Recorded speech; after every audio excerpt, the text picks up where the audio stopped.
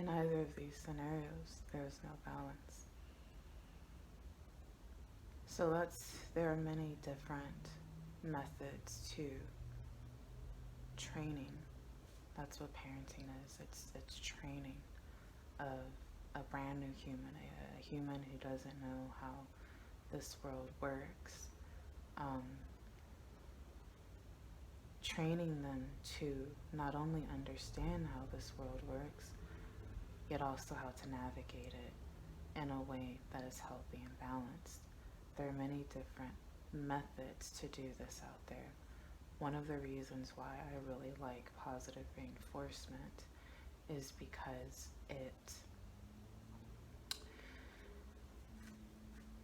it's customizable. We as humans, we tend to take on a parenting style that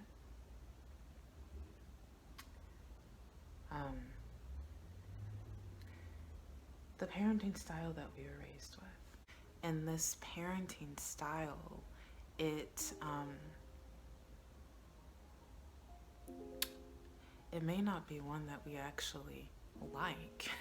It's just one that we find ourselves with because we may not have truly or really taken the time to think about the reality of training a human being from scratch. A human that comes here, and sure, the tabula rasa philosophy is not entirely true. I mean, it suggests that there's at least a canvas there, right? That you're now tasked with painting, giving it that foundational base coat, if you will. And the thing about this task that we have, with building or painting that foundation for a young child, a brand new human, is that what if we've never painted before? What if we didn't think about the task at hand. We just thought it was innate to us, that it was just something that we'd figure out, right? So once we're hit with the reality of what the task actually asks of us, right? Takes a village to raise a child. It's a huge task. We're then bewildered and maybe left in a state of panic. Maybe due to social pressures, maybe due to the expectations that we placed on ourselves and our whole parent-child experience, and also the expectations that we had of our child. So what's left for us to do now? The difference here, well, for starters, is that by negative and positive, I don't mean maybe the typical definition. So positivity is usually thought of as a person, not a personality, but an outlook on life, There's hope, guys, don't give up. That's not what I'm talking about here. I'm actually talking about an internal emotive state of being, the emotive experience to an external experience. So an external experience cannot really be assumed to be either positive or negative until it's experienced. Sure, there are things that may obviously promote a feel-good type of emotion, happiness, satisfaction, pleasure, delight, enjoyment. That's the positive that I'm referring to, those kinds of emotions, those enjoyable kind of emotions. And then there are experiences that may obviously present a negative emotive experience, such as sadness, dissatisfaction, anger, fear, such as if you were to break your arm, usually that would not be a positive experience, right? It would likely be a negative one. You'd feel pain. You may even come to fear the activity that you were doing that led to you breaking your arm. And so Experiences are not defined by the experience themselves, they're defined by how we feel. And how we feel about these experiences um, varies from person to person. You may think for a kid, pizza would be a positive thing, right? They'd feel happy if you were like, hey, we're gonna go eat pizza, right? Maybe not. Maybe the first pizzeria they were taken to, there was this scary person and they're like, ah, and then they burned their tongue on the pizza and like, ah, and then they didn't like the way it tastes. And so pizza may actually be a very negative experience for them. Um, it may not be a positive. So promising a kid pizza after um, a negative experience may not be the way to go for every kid. Um, so that's why, well, you gotta ask. Let's say that going to the dentist is a very negative experience for your kid. And so the time comes and you say, all right, it's time for your dentist appointment, let's go. And your kid is just like having a very negatively emotional reaction to, no, I don't want to go, crying, maybe even flailing, resisting leaving the house, just having this very fearful, um, maybe even angry, emotive response to the experience that they will soon have of going to the dentist. What do? Do you promise them heaven and earth? No. And the reason why is found in the positive approach, the dangers behind that, where you just promise anything that you think would generate a happy, pleasant, emotive state in your child, just to try to stop the negative emotive state that they are in the present moment. So you say, hey, we can have pizza, we can have ice cream, and we can go to the park and play with the dog, and then you can wear your Pikachu outfit to school in the morning, and you just promise them anything and everything just to get them to stop crying, just to get them to be compliant and go with this one negative experience. Why would that not be the way to go? Because you essentially teach them one of two patterns, okay? So let's say your kid does not like going to the dentist, reacts very negatively, and you promise them heaven and earth, okay? You promise them anything that they could possibly want just to get them to shift their emotive state into a more positive one. You then wind up training a human. Remember, your kid's not going to stay a child forever. They will grow up. You wind up training a human that will become an adult that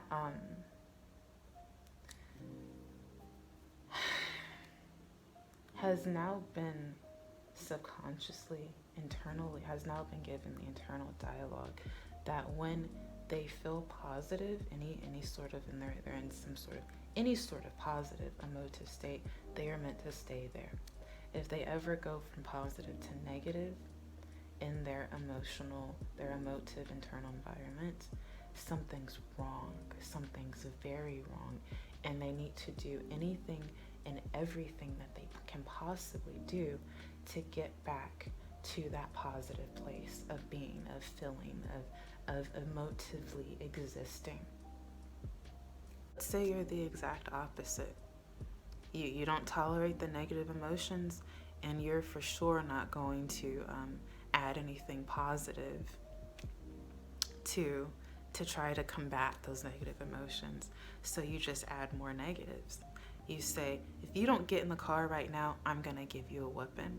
Or you say, you're not gonna get to watch TV tonight. Or you say, when you get home from school tomorrow, you're gonna have to write your numbers 100 times. Or you add on this already negative experience more negatives and more negatives and more negatives and more negatives to eventually overwhelm the kid with negatives, with a negative that they find more negative than going to the dentist.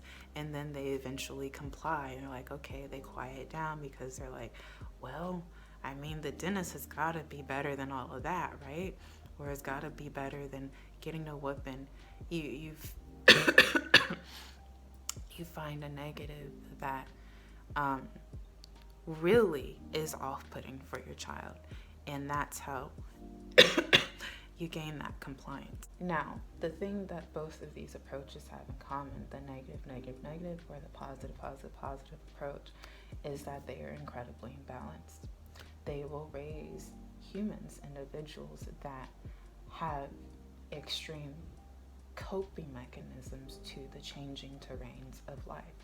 Life is never always going to be negative, and life is also never always going to be positive. The harsh reality, actually, as we enter adulthood, or maybe even our mid to late adolescence, is that oftentimes we have to learn how to function with one positive to like 5 negatives. So if you train your child to expect 5 positives to every 1 negative, or 10 positives to every 1 negative, just imagine how hard of a time that your child will have as they begin to grow up, in resiliency to life circumstances, being able to adapt and adjust to their changing circumstances. It's like, okay, I just experienced this really happy thing, and whoa, now I'm getting this really negative thing, and then how do I get back to being happy? That's where their mind will be. Their mind will be focused on getting back to being happy, getting back to being happy, getting back to being happy. Whereas if you raised your kid to expect only negatives,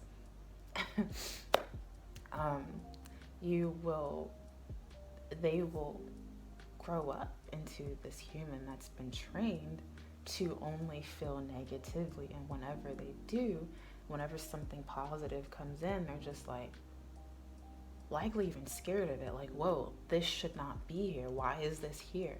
They won't really know how to receive that that very positive experience. It's like, whoa, what am I feeling? I'm feeling happy?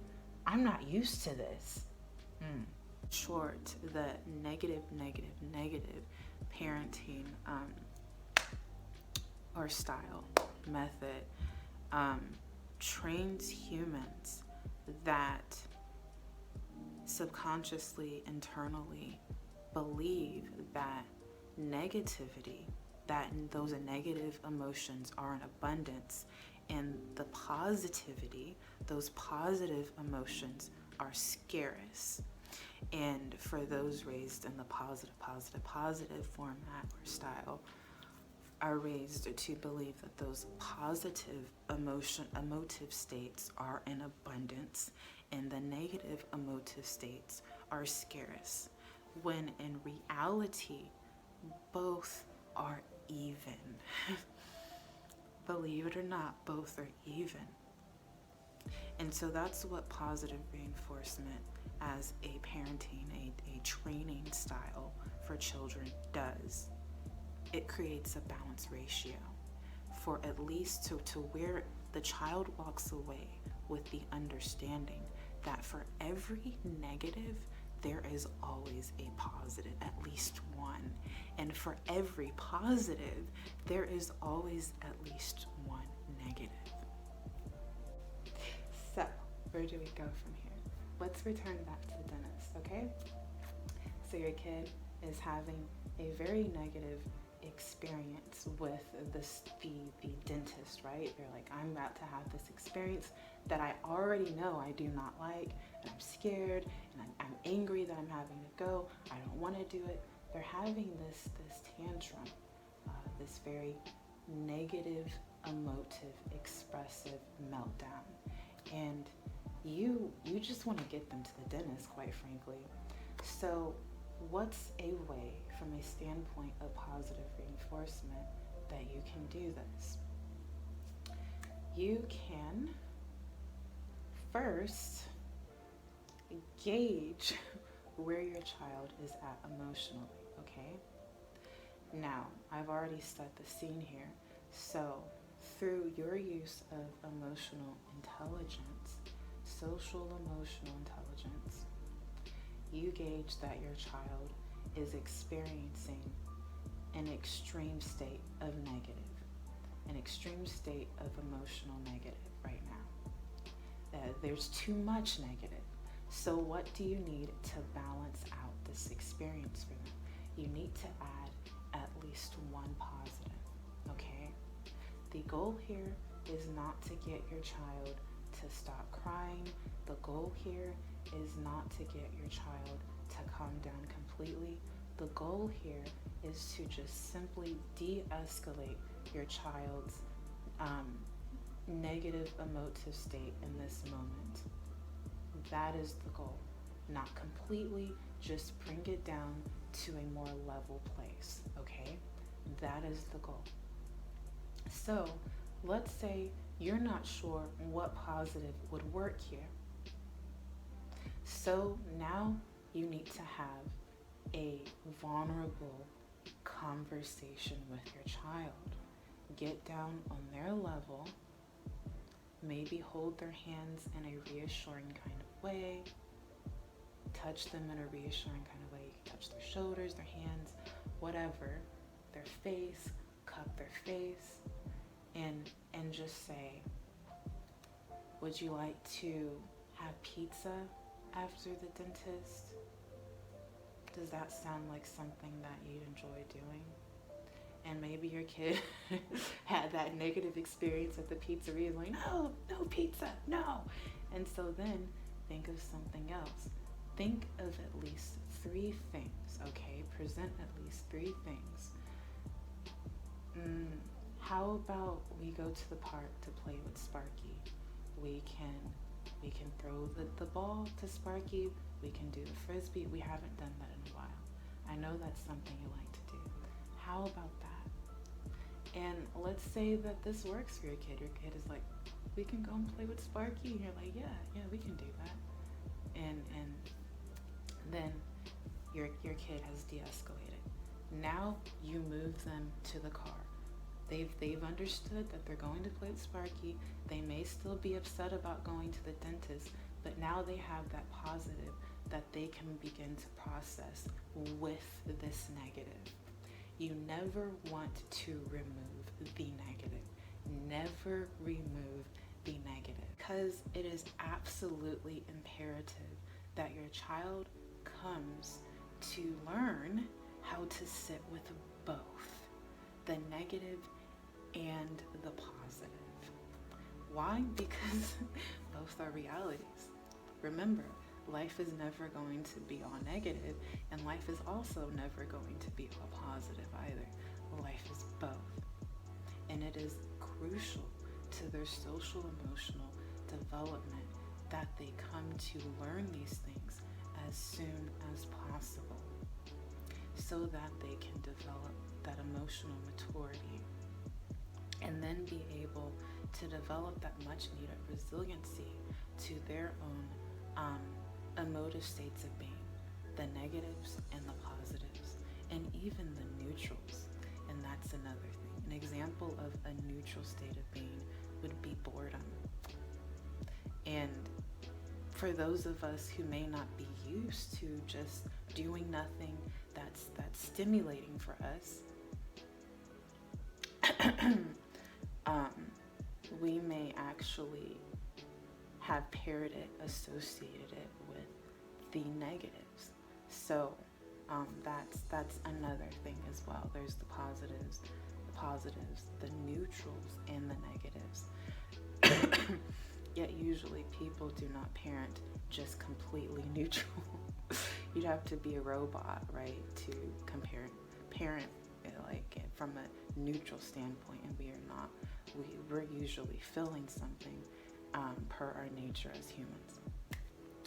Um, the negative and the positive tolerance of both, comfortability in navigating both, is how you train balanced humans. Um, because it's just a part of our day-to-day life, and it reflects our human potential of emotive experience and expression. So, either way, you're looking to add what is, you're looking to add in what is somewhat missing, what there's not enough of, okay? And you're looking to add it so that it balances out what's already there. You're not looking for the positive to overtake the negative, and you're definitely not looking for the negative to overtake the positive.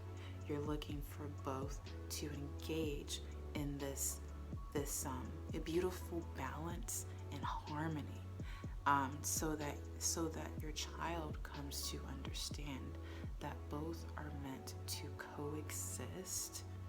Yes, coexist at the and balance each other out. Okay. And of course, there's so much more to say on this.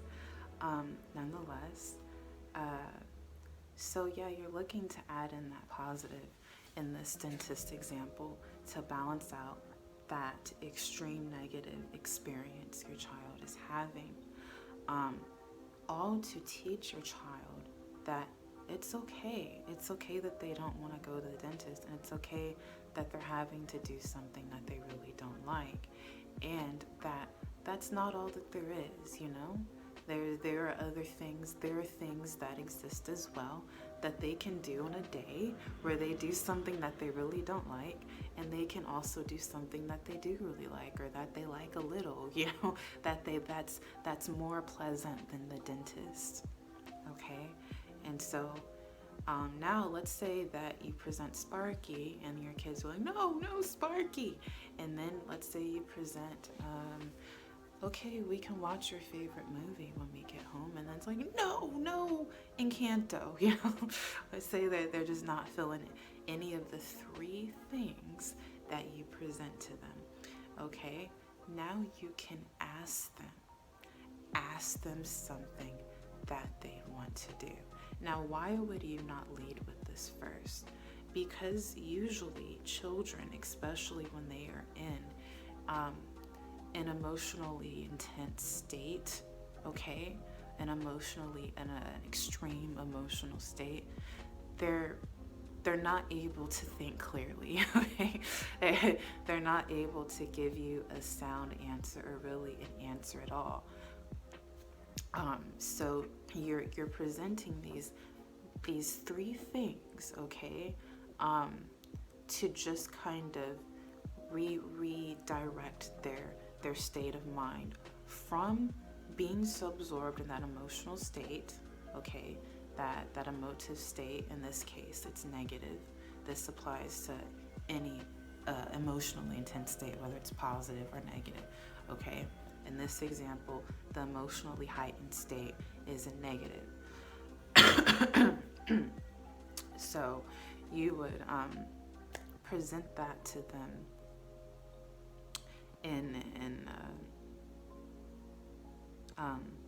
as a way to bring them back to the present moment, because they've gone off somewhere. They've gone off somewhere that's highly irrational, and now you're bringing them back to the present moment to ground them in the here and now, and redirect them to balance. And so you're saying, okay, you're really consumed with this negative thing. I'm here to remind you that positive still exists. Pizza? No. Sparky? No. Encanto? No. Okay, what is it now? Now you've got their attention, right, with these three things. And now, well then, what's something that you would like to do after the dentist? And then let's say that they're just like, Maybe it's they want to play with their tablet or something. Or maybe it's something that you can't do after the dentist. So if it's something that is doable, then okay, you've got that. Now you're going to the dentist. Now, let's say it's something that isn't possible. Like, let's say you went on a trip to Cancun and they got to go down this really fun slide, and you're just like, oh, we're not going to Cancun after the dentist. So then you say, no, that's not an option. We'd have to, you can explain, we'd have to go to Mexico to do that, and we're not going to Mexico after the dentist. That's that you just told them no. And so they're not going to like that either. So now a negative has been added. Yeah, a negative has been added on top of the negative situation. That's okay. That was not intentional. It was just natural. It was a natural no. So now what you can do is just, let's say it's just like they're upset about not getting to go to Cancun after the dentist. And so now they seem unconsolable. And it's like, ah. Go ahead and promise them something that you know that they like. You know that they've had a history of liking. So now you choose from those 3 things. Now, if you can't even think of 3 things that you know your kid would actually like to do, well, you're gonna have to get to know your kid. Let's say that you know your kid well enough to choose 3 solid things that you've witnessed them really enjoying in the past. They have a history of enjoying these things, of these things being positive experiences for them. Choose one of them. Okay, we're gonna go to the park and play with Sparky after the dentist. And now you take them to the car. Yes, you take them to the car because you're teaching them that just because something is undesirable for them, it doesn't make it go away. It doesn't make it go away. And this allows them to develop that emotional resiliency to where they are not victims to their own internal environment. They're not helpless to to their own states of being, that they learn that they can handle feeling highly disappointed. They can handle feeling scared. They can handle feeling dissatisfied. They can handle feeling angry. They can handle feeling these emotions. And when they find themselves feeling these emotions, those emotions are not all that there are.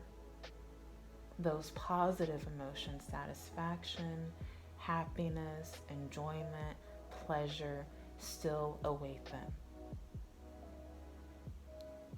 You teach them a balanced perspective on themselves, and that balanced perspective transfers to their external life experiences. Okay? What happens if you teach your kid the positive style? You essentially, let's say, go back to the dentist, and let's say your kid is like, I don't want to go to the dentist, and then you start promising them everything. You say, okay, we'll have pizza. Let's say pizza in this case is a positive for your kid. We'll have pizza and we'll have ice cream after the dentist. Then we'll go play with Sparky, and then when we get home, we'll watch Encanto, and then in the morning you'll have pancakes and with ice cream on top for breakfast, and then you can wear your Pikachu costume to school. You're just promising them anything positive that they have a history of, enjoying in the past. They have a positive experience, a history of positive experience with these things. You just promise them all of these things. And then usually it works. Usually, your kid, and you promise them anything. You're not even thinking. You're like, yeah, we can go ride the slide in Mexico. In Cancun, you want to do it? Yeah, now your kid is like, okay. You just promised them all of these freaking things that you had no intention of keeping, right? Because Are you are you gonna hop on a plane to Mexico after the dentist? For most people, no. For most people, that's not a reality. So there are plenty of things to get into here of what you're training your kid to expect and believe whenever they find themselves in these negative states of pain, right? These negative emotive states. So I won't get into all of them, yet the main one that I want to focus on here is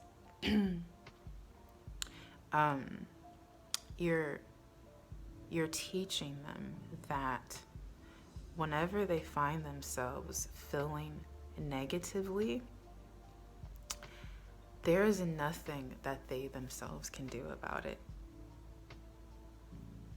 There's nothing that they can do about it. They have to rely on something or someone outside of themselves to make them feel better again, make them feel happy, make them feel good, make them feel satisfied, make them feel secure, make them feel comfortable again.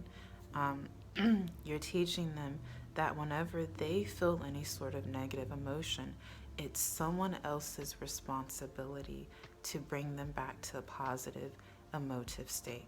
Their happiness is someone else's responsibility. So this is one of the reasons why while both have their harms, the negative child training style and the positive child training style, I view the positive child training or parenting style to be the most dangerous, because people who are trained in the positive style are more likely to harm others than they are themselves. They're more likely to do harm to other people because they've been conditioned to believe that their enjoyment of life is other people's responsibility.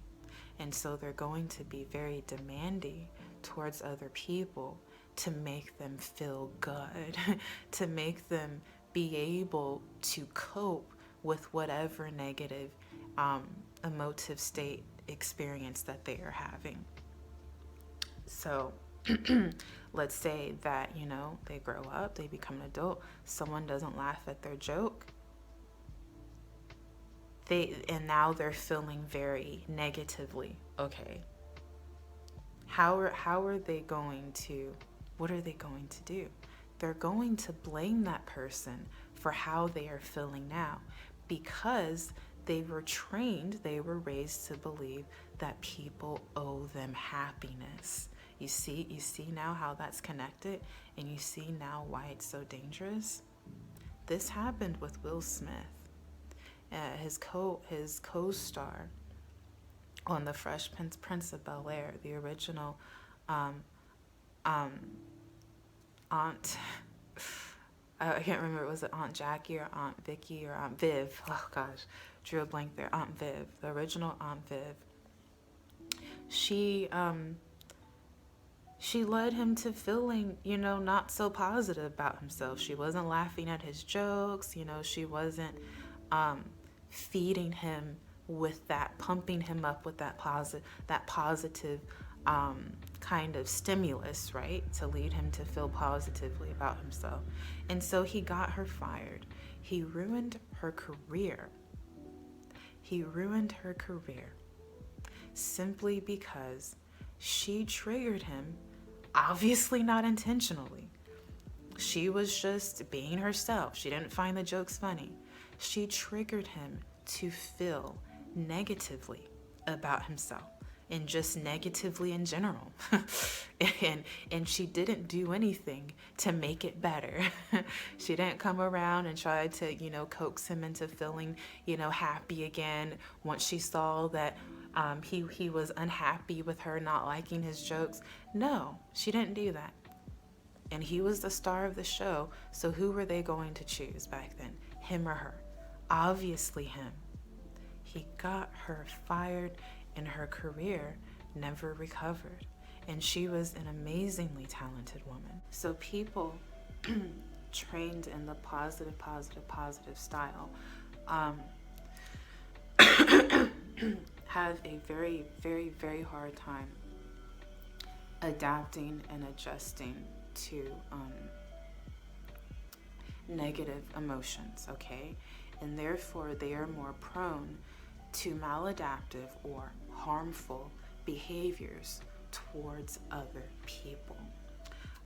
As for the person raised in the negative, negative, negative style, they're more likely to do harm to themselves by denying themselves opportunities at happiness because those feelings are foreign to them. Now, the thing about positive emotion, okay, positive states of emotive being is that they feel good. They feel very good, you know? So if someone who's not used to feeling these emotions winds up feeling them, they're likely not to behave in a way that harms people. If anything, them coming to adjust to feeling good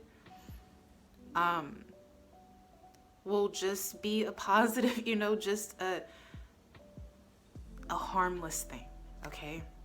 At least to other people, okay? Whenever they find something that makes them feel good, you know, that triggers that positive emotive state of being in them, they're more likely to cling to it as though it's the only thing that will trigger that positive emotion in them, because they were raised to believe that those positive emotions are scarce, okay? So if anything, they're more likely to sell themselves short and just take whatever they can get, because they were raised to believe that these things outside of themselves that trigger these positive states of emotion are hard to come by. Whereas for the person raised in the positive, positive, positive training style, are more likely to, one, take these things for granted, these things that are external presenting and trigger these positive states of being in them. They're likely to take those for granted, one, and then two, they're likely to be incredibly demanding of those things because they have not been trained how to cope with negative states of being on their own. They have been raised to be incredibly dependent, and I repeat, incredibly dependent on experiences outside of themselves for them to feel any sort of contentment, any sort of positive state of being. Okay, and again, there's more things to be said about this, the harm done and the long-lasting impacts of these extreme parenting styles. So all in all, the reason why I have chosen to focus on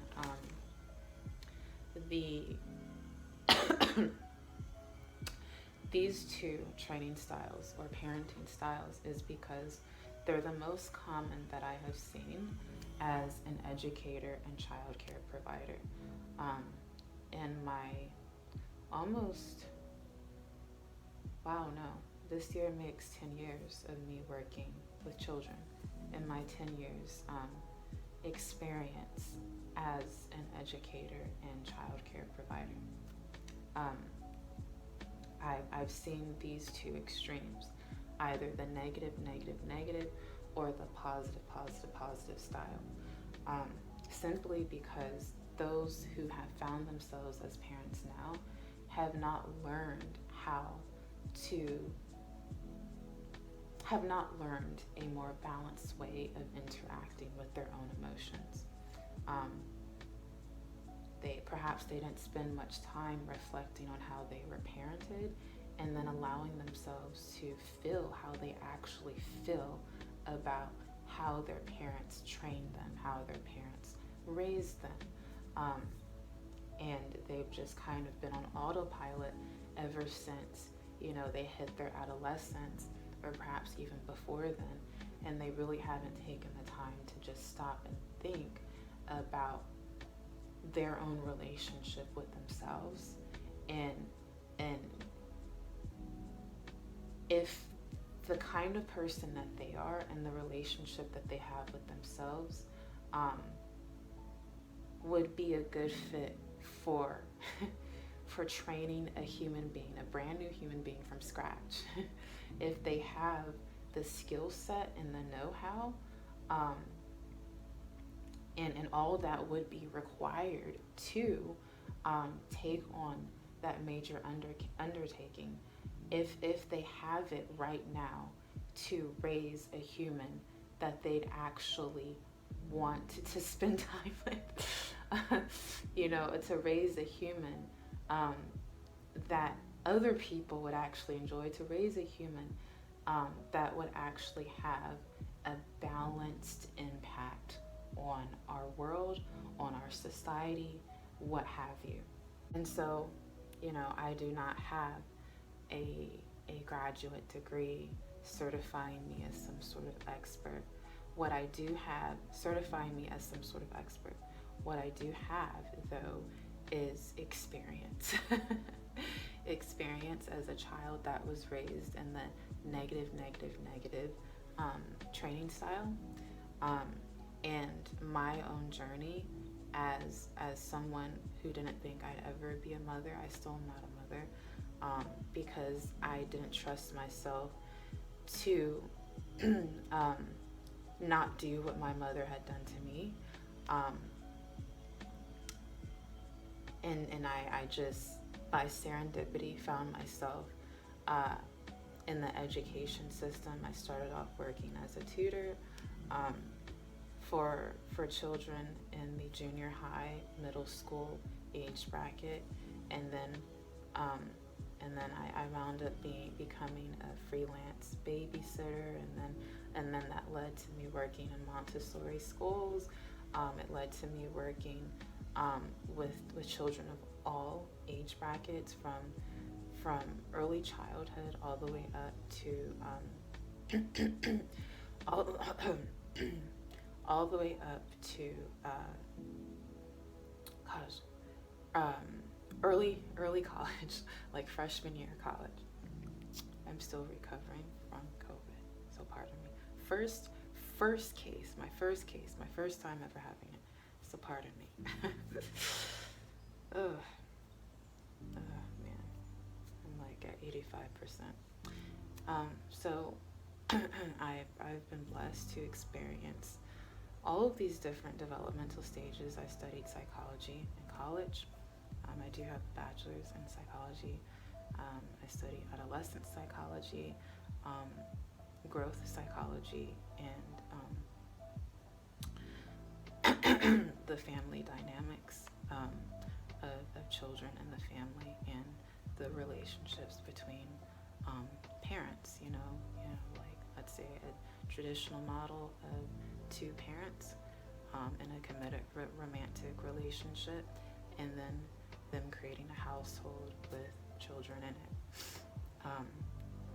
And then I went on to work with adults who had not yet grown or matured out of that child that was formed and or trained in those foundational years of their life. And I got to experience the flat out nightmare it is to have adults that were done a disservice by their parents in those foundational years of their life, those early years of their lives, because their parents either, just could not be bothered. I hope to talk more about this and just share my thoughts. Maybe someday I'll get more credentials to be listened to and taken seriously. Maybe I'll do a TED Talk someday. This was on my mind today, and I decided to share it. Not as an expert, but as a survivor. Because the thing about these extreme parenting styles is that they're highly abusive. Abusive looks differently. It doesn't have to be a black eye, and it doesn't have to be starvation or something like that. It could just be very neglectful to your child's emotional variety and dynamics. For the positive parent, they can't stand to tolerate their child's negative emotions. They're crying, their sadness, they're screaming, their anger, their whatever. They need their child to be very peppy and cheerful all the time. And for the negative style parent, they can't tolerate their child's happiness. Only sometimes. and that's only when they're happy. And let's say that they're rarely happy. Well, I think you can figure out what that means for the child. That child needs to be in a depressed state most of the time. That child either needs to be in a depressed state or a neutral state. It depends on where the parent is at with their positive emotive state of being. Because if the kid is boring, well, the kid will be punished for that. You need to be more stimulating. If the kid is overly stimulating, you need to tone it down. You need to be sad. You need to be afraid.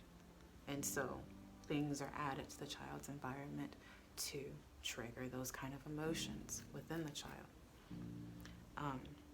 This all happens around the parent resisting the growing pains of realizing that they never emotionally matured, they never emotionally grew up, and now they need to do that in order to be present with the emotional needs of their kid. In order to be able to tolerate their child's sadness, they've got to learn how to tolerate their own. In order to tolerate their child's pure joy, they've got to learn, they've got to come to realize that they've never felt that way and that they really want to feel that way, and they've got to learn how to do that, how to create experiences in their life to where they can feel that way and then allow themselves to feel that pure joy.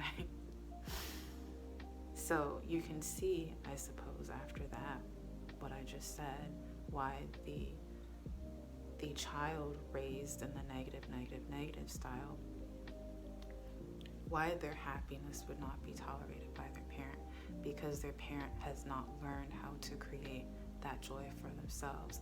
And so whenever they see their child genuinely happy, they find it threatening. They may say something like, "Why do you get to be happy and I don't?"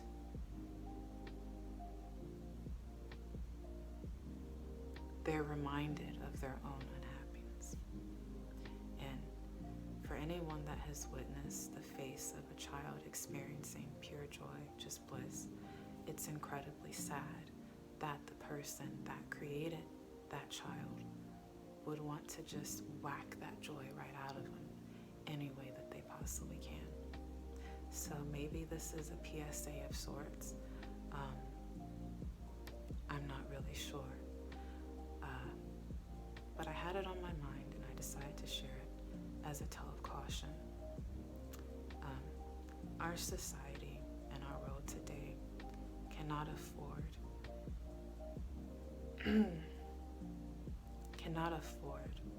for any more emotionally unbalanced humans to be created. We need to do our due diligence, whether we're 52 or we're 23, or we're 16. We need to do our due diligence to put in the work within ourselves that our parents did not, so that we can raise a more emotionally balanced generation, so that we can stop the emotional unintelligence right here, right now. We need to level up our society in the emotional awareness and social emotional maturity and intelligence, so that our societies have a fighting chance, really, because at this rate that we are going, we are heading straight to an emotional apocalypse as I speak. We are. So I genuinely hope that we all, those of us who are adults and those of us who are on our way to adulthood, can just own what's ours to own, and that's how we feel, and allow ourselves to feel that way and educate ourselves on strategies to navigate these emotions.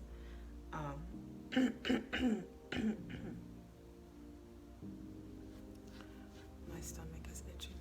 Navigate these emotions in ways that are healthy, balanced, and do no harm. That's it for me. Please remember my words. This is a better way. This is so weird. But this is, yeah. Oh no, it's recording.